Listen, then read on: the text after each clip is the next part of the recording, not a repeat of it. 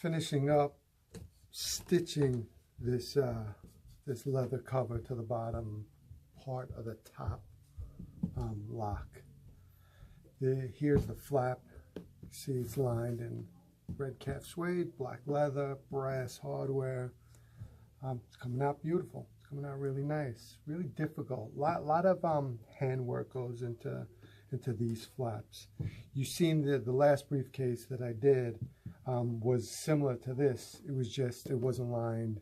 It was naturally lined and it didn't have these top rings. This briefcase is going to have these top rings so it can be carried with a shoulder strap. Not only that, it's going to have back rings so it can be carried as a backpack as well. So there's a lot going on this briefcase.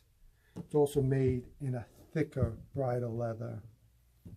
It's going to have some weight to it, some durability. It's gonna be a tough, lasting briefcase. I mean, these cases, I can make them, as I've spoken about it before, I can make them with paper thin leather with a cardboard barrier in between to keep it, you know, really, really light. I can make it with a lighter side of the English bridal leather as well. There's a variety of weights I can get the briefcases, depending on how you want them, how long you want them to last. This briefcase, the thicker you go, the tougher it is, the longer it's going to last. It's got the full grainness of the leather. The lighter we go with leather, it just cuts into that grain, and the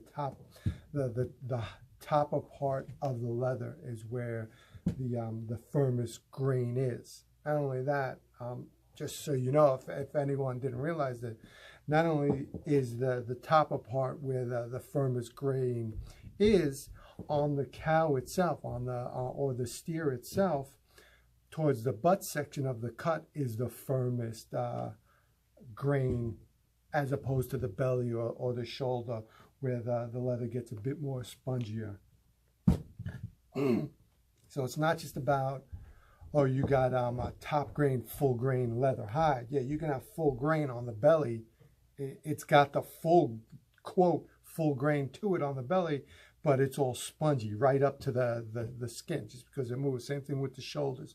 Shoulders, you could get some firm grain. It depends on the type of leather and how it's made. But yeah, so you can have full grain, top grain leather that's firm. But if you want it the firmest, it's got to be towards the butt section, that butt cut. So that's what I make all my briefcases out of. Always just there towards that butt cut, just because you got the firmest section over there. It lasts the longest, and it gives you that structured, you know, that structured appeal where it's firm. Sure, the thickness of the leather also gives you that structure, but it's also the tightness of the grain that helps in that structure as well.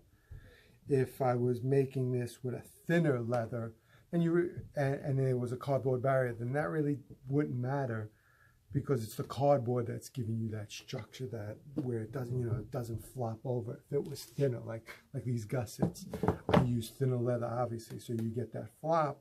But with this, you get no flop because it's just a thick cut of leather. All right, so finishing this up, I'll have an update on this video probably in a couple of days.